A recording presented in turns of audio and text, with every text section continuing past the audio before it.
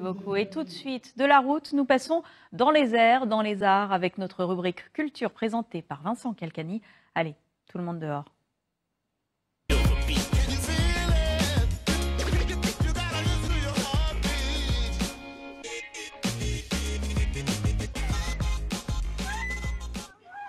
Salut à tous, bientôt l'été, et cet été justement, Saint-Nazaire accueille les rencontres internationales de danse aérienne. C'est une chorégraphe locale qui organise ce rendez-vous. Elle se produit également ce week-end au festival Béné en Fête avec sa compagnie Drapé Aérien.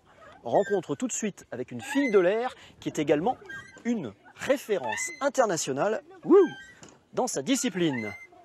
Et hop!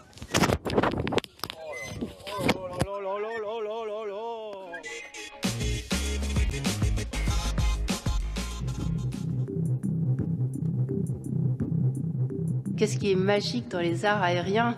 Je crois qu'on a tous eu à un moment de notre vie envie de se suspendre, de voler.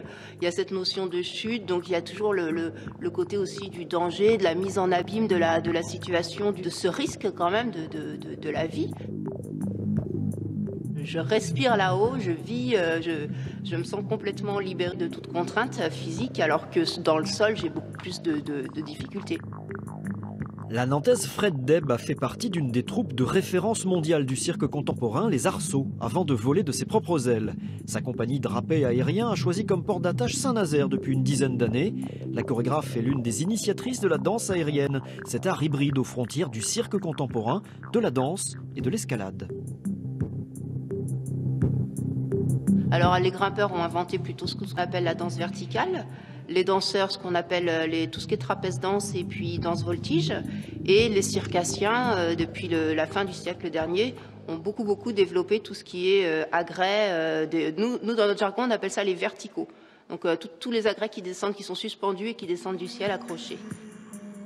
Ligne de Soie est un duo poétique entre une danseuse et une comédienne dans lequel le tissu relie, noue et dénoue les relations à l'autre et à soi. Une fluidité des corps qui se double d'une souplesse du dispositif scénique, a priori contraignant, mais qui peut finalement se glisser facilement dans l'intimité d'un théâtre, aussi bien qu'au grand air. Il y a des contraintes, mais une fois qu'on fait ce métier, on se rend compte qu'il y a aussi beaucoup d'espace dans lequel on peut se suspendre. En fait, nous, on peut faire ce même spectacle Ligne de Soie, on va le jouer sous le portique de la compagnie, mais on va aussi jouer sous un arbre ou sous un espace tel qu'une halle couverte ou des espaces où il y a des IPN, des suspensions. Et des fois, on n'imagine pas tous les points de suspension qu'on peut trouver dans les espaces publics. Sursaut et fulgurance. Cet été, Ligne de Soie sera par exemple jouée en plein air au Festival des Escales, en lien avec les rencontres de danse aérienne que la compagnie organise. S'y déroulera notamment le premier battle de cordelis qui verra s'opposer des cordistes internationaux rimés par un DJ. Un spectacle spectaculaire, mais toujours avec un propos artistique. Elle danse. Et ça peut être une narration très compréhensive, avec des textes, des mots, et ça peut être aussi beaucoup plus large, beaucoup plus poétique, beaucoup plus ouvert vers l'imaginaire. Le cirque, ça fait rêver donc, on vient de le voir, ça fait sourire, mais ça peut soigner également.